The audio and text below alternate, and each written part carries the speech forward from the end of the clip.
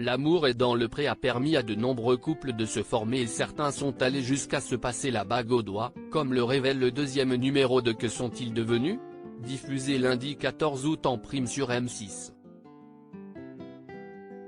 Retour sur les unions célébrées ces 2 dernières années. En 18 ans, L'amour est dans le pré a fait naître des dizaines de couples.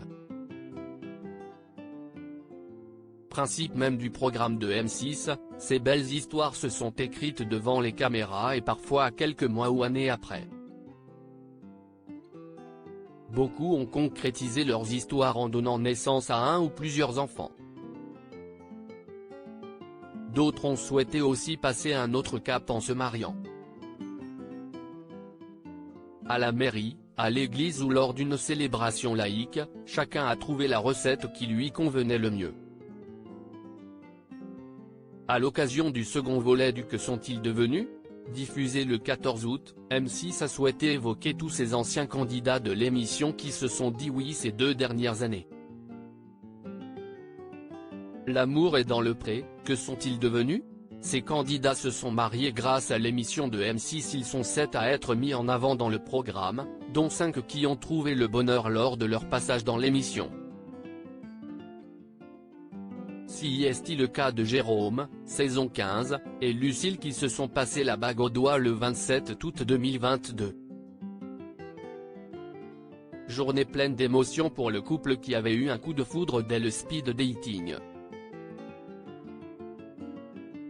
Même configuration pour Gérard, saison 12, et Anne-Marie dont l'émotion lors de leur première rencontre laissait présager d'une belle histoire. Depuis, contre toute attente, ils se sont mariés le 21 août 2021, j'avais dit que jamais je ne me marierais avec un agriculteur, s'amuse Anne-Marie devant les caméras de M6. Je n'étais pas trop chaud pour me marier non plus, ajoute Gégé avec un léger sourire. Et pourtant, ils ont célébré leur union devant leurs proches et d'anciens candidats de l'émission. De leur côté, François Le Bourguignon, saison 14, et Catherine sont toujours autant amoureux. L'an dernier, si est sur l'exploitation qu'ils ont réuni leurs amis et leurs familles pour convoler en juste noces.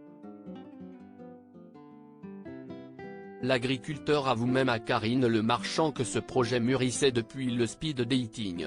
En saison 8, Didier et Stéphanie avaient posé les premières pierres de leur histoire d'amour.